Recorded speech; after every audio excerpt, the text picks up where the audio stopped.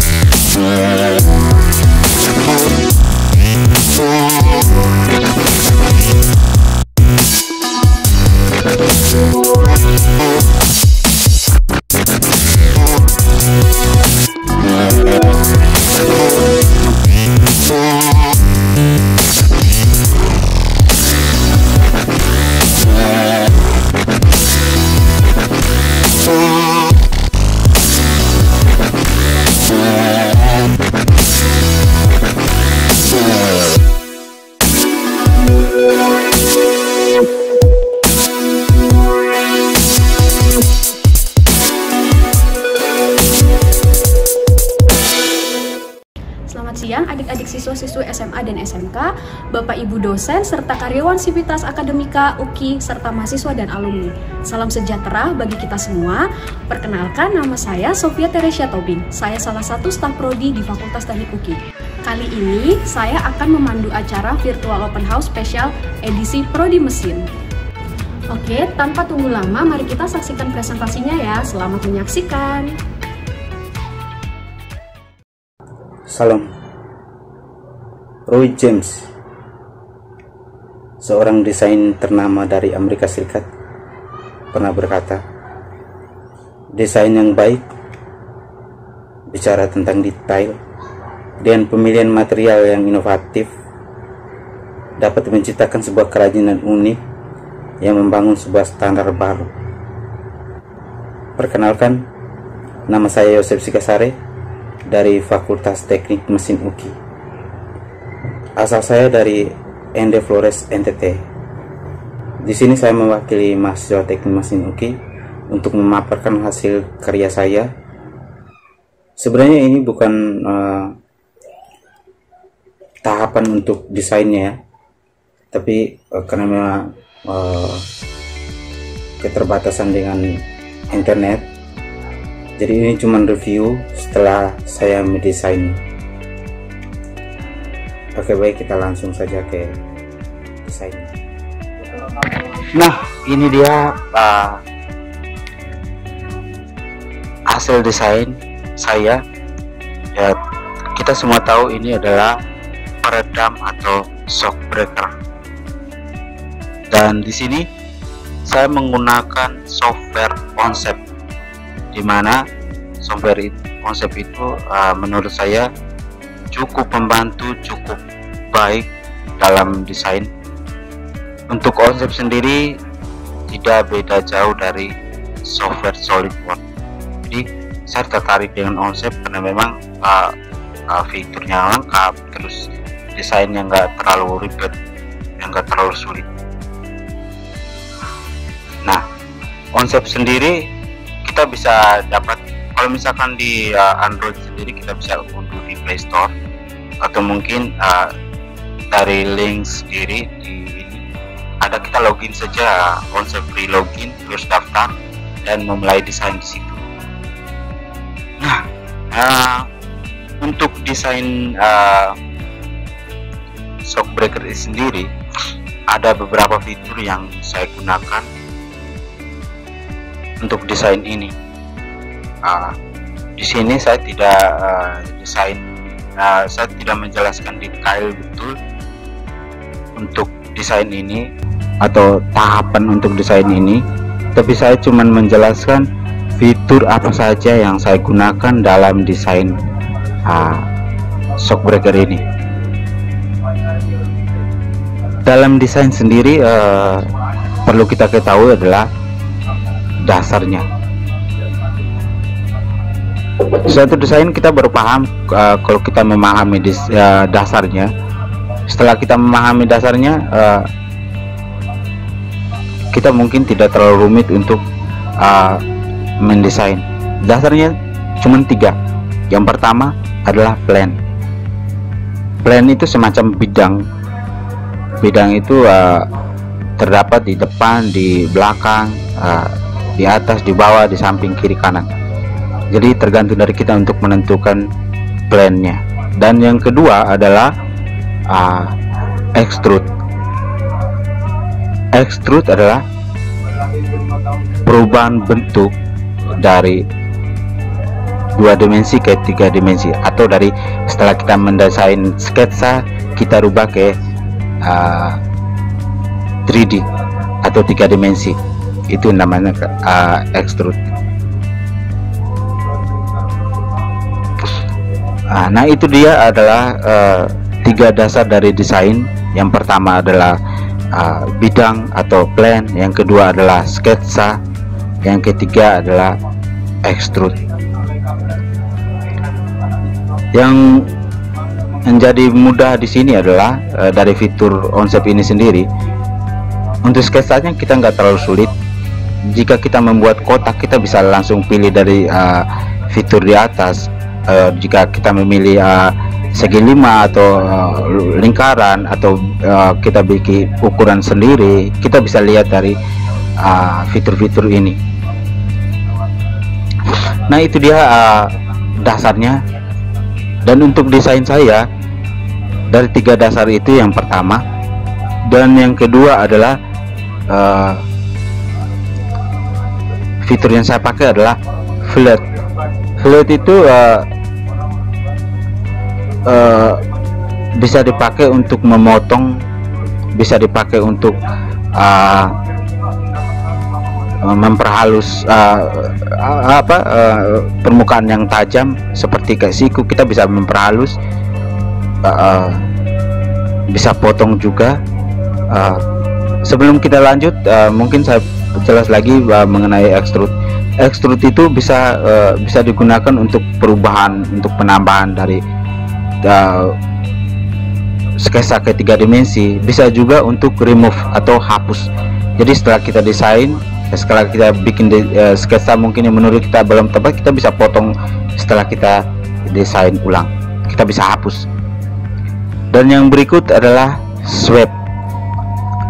Sweep juga termasuk perubahan, tapi di sini jika kita lihat dari desain gear ini sendiri, setelah kita pilih sketsa plannya, setelah kita pilih bidang atau plannya, kita sketsa terus milih sweep. Sweep itu untuk perubahan, dimana kita nggak bisa langsung dari sketsa ke 3 dimensi atau ke extrude-nya. Jadi kita memilih sweep, dan itu sudah nanti sudah ketahuan kalau di sweep itu nanti ada perubahan. Jadi bisa dirubah ke 3 dimensi dengan penambahan sweep. Yang berikut adalah boolean. Boolean adalah semacam membuat warna atau penyatuan warna. Bisa kita menyatukan dari part 1 ke part 2. Kita bisa berubah jadi mungkin warna per satunya warna silver, kita bisa rubah part 2 ini mungkin warna merah, kita bisa rubah dari warna merah ke warna silver, tergantung dari kita. Dan yang terakhir adalah helix. Helix itu semacam ulur. Jadi setelah kita membuat desain ulurnya, kemudian kita lakukan sweep lagi untuk ke 3 dimensinya. Setelah helix kita rubah helix, terus sketsa. Setelah sketsa dengan ukuran tertentu, diameter tertentu, kita lakukan sweep untuk ke 3D nya. Jadi tanpa harus ke extrude nya.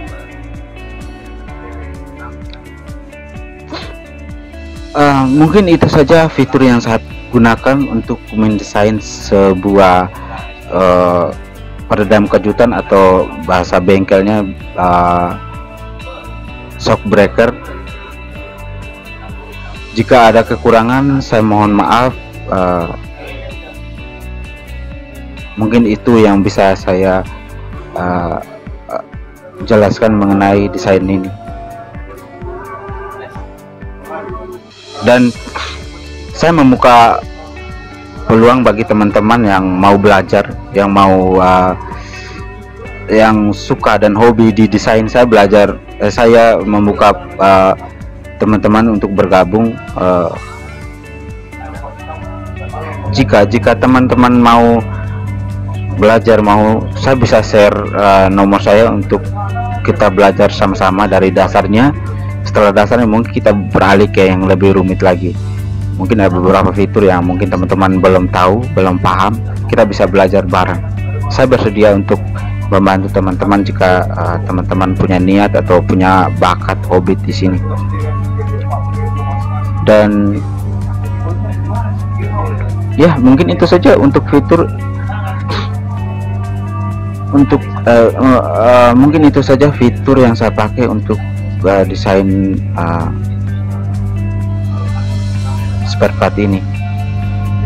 Sebenarnya ini adalah hasil karya saya sendiri setelah belajar dari dasar yang saya pelajari dari pemberian dosen, materi yang diberikan dosen. Dan ini cukup banyak memang fitur yang saya gunakan berulang-ulang dengan fitur yang sama, dengan part yang banyak juga. Jadi teman-teman bisa membuat fiturnya mungkin lebih sedikit dengan fitur yang sama, mungkin satu desain, mungkin setelah itu jadi untuk itu, bisa saja. Karena memang ini hasil dari ide saya sendiri, ide karya saya sendiri. Jadi banyak sekali fitur-fitur yang saya gunakan, sementara itu fitur yang sama. Jadi ini membutuhkan waktu untuk desain, membutuhkan waktu yang cukup lama untuk desain. Mungkin kalau teman-teman belajar lebih ini lagi, lebih punya ide atau belajar untuk desain ini sendiri, belajar lebih giat lagi, mungkin penggunaan fitur itu nggak terlalu banyak untuk sebuah desain ini, dan part itu mungkin nggak terlalu banyak. Itu sih yang bisa saya kasih, yang bisa saya terangkan di sini. Dan sekali lagi, mungkin jika ada salah-salah kata atau ada kekurangan, saya mohon maaf.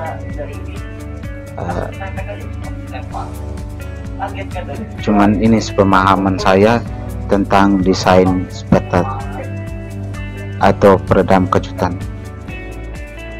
Oke, mungkin segitu aja pemaparan saya, dan saya yakin teman-teman mungkin masih belum memahami apa yang saya sampaikan sekarang.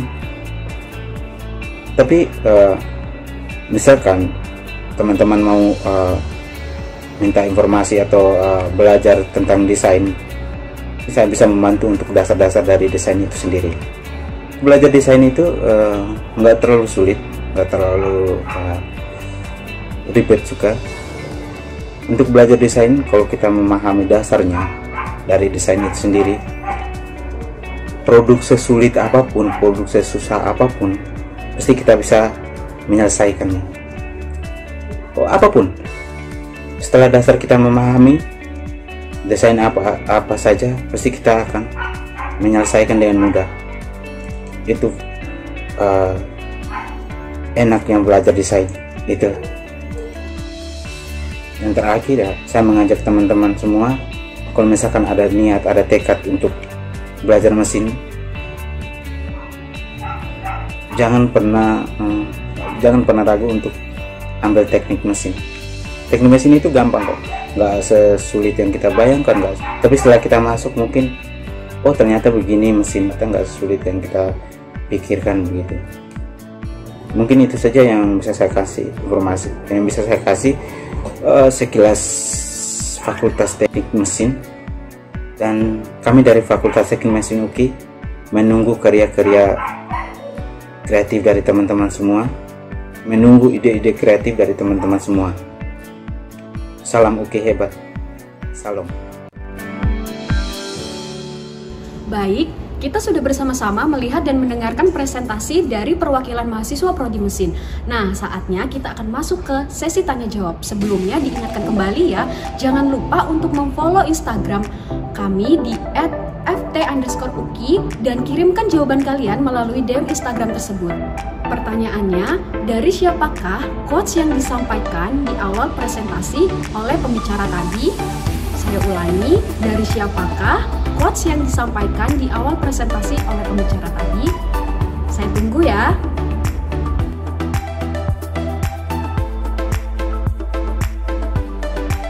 Apakah sudah? Baik, kita akan lanjut ke pertanyaan berikutnya. Apa nama software yang digunakan pembicara saat melakukan pembuatan desainnya? Saya ulangi, apa nama software yang digunakan pembicara saat melakukan pembuatan desain tadi?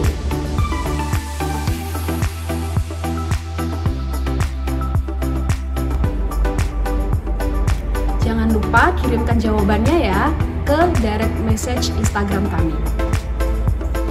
Sudah ya? Pertanyaan ketiga, benda apa yang menjadi fokus desain pembicara dalam presentasi tadi? Saya ulangi, benda apa yang menjadi fokus desain pembicara dalam presentasi tadi? Saya tunggu jawabannya ya.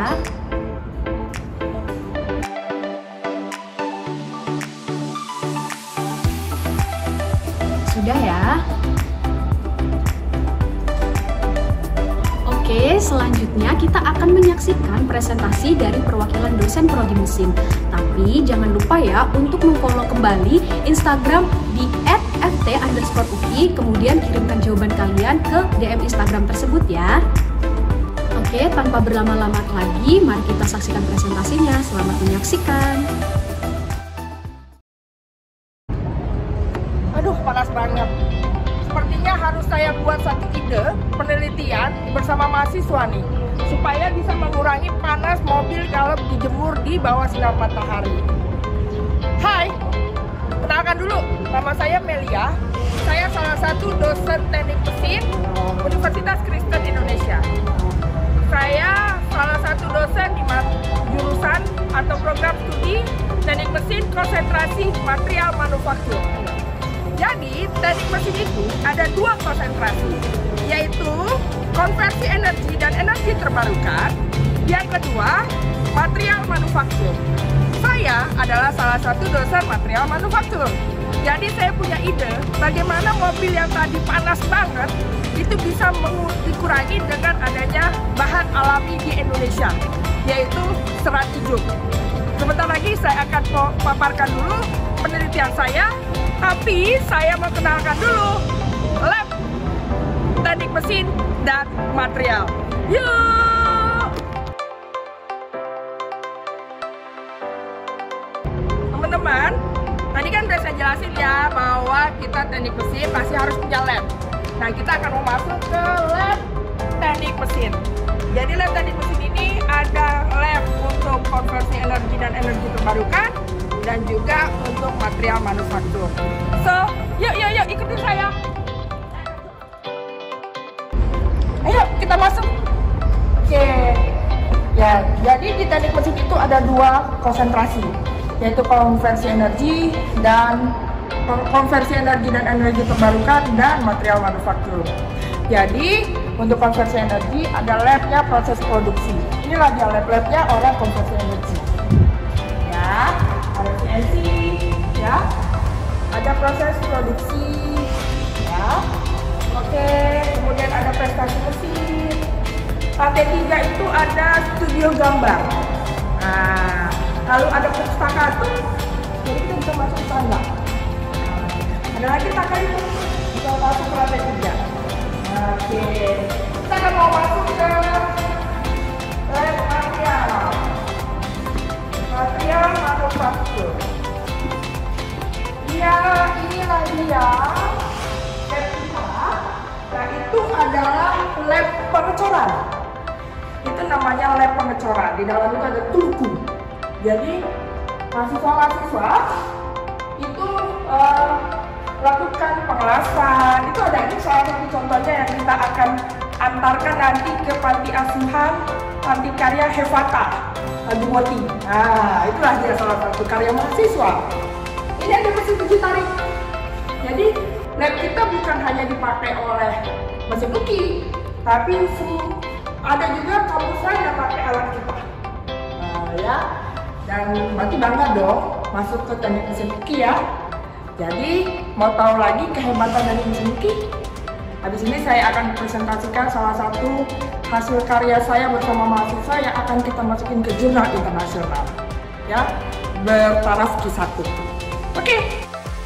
Hai teman-teman, tadi kan sudah saya jelaskan bahwa di teknik mesin itu ada 2 konsentrasi. Yang pertama adalah konversi energi dan energi terbarukan. Yang kedua adalah material manufaktur.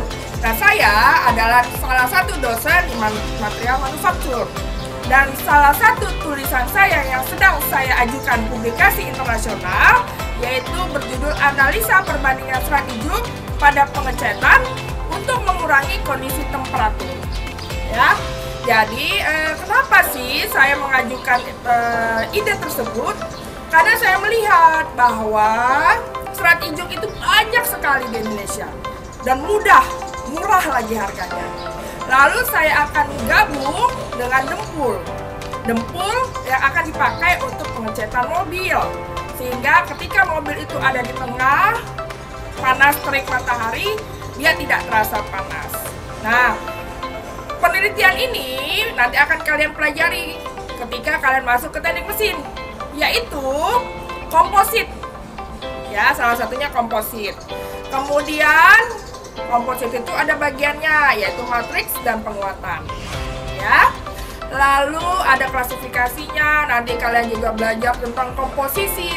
Contohnya komposisi serat ijuk, komposisi cat atau dempul, ya. Nah, nanti itu semua saya combine. Lalu nanti kalian juga akan pelajari yang namanya alat uji. Salah satu alat uji dalam material adalah SEM, Scanning Electron Microscope. Nanti kita pelajarin juga itu di dalam, ya.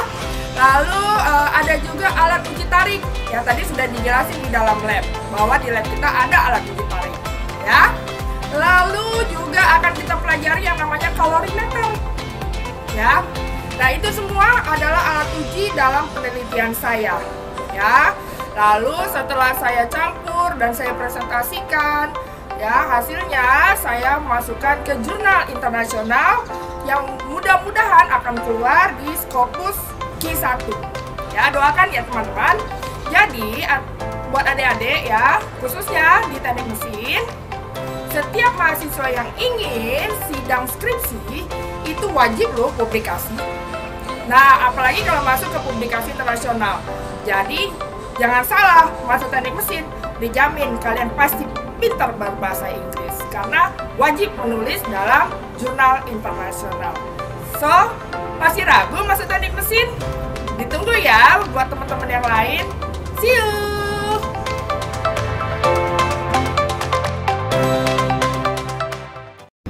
Oke teman-teman, kita sudah bersama-sama nih melihat dan mendengarkan presentasi dari perwakilan dosen prodi mesin. Saatnya kita kembali masuk ke sesi tanya jawab. Sebelumnya, saya ingatkan kembali untuk memfollow Instagram di @ft_uki dan kirimkan jawabannya melalui DM Instagram tersebut ya. Untuk pertanyaan yang pertama, ada berapa konsentrasi di program teknik mesin UKI? Saya ulangi, ada berapa konsentrasi di program teknik mesin UKI? Saya tunggu ya.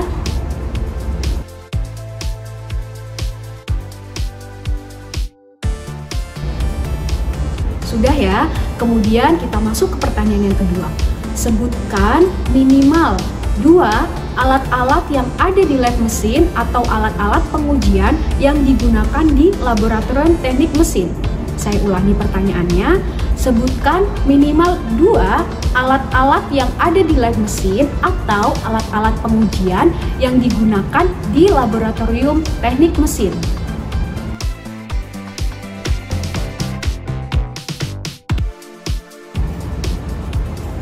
Sudah ya?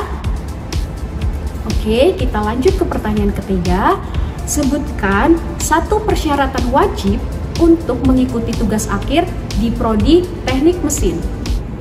Saya ulangi pertanyaannya, sebutkan satu persyaratan wajib untuk mengikuti tugas akhir di Prodi Teknik Mesin.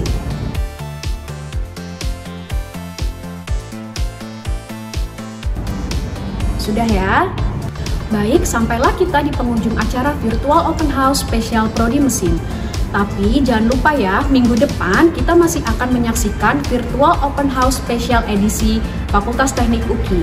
Kemudian jangan lupa juga untuk mengikuti dan mendaftarkan diri pada acara karya ilmiah siswa-siswi SMK dan SMA dengan batas pendaftaran 30 September 2021.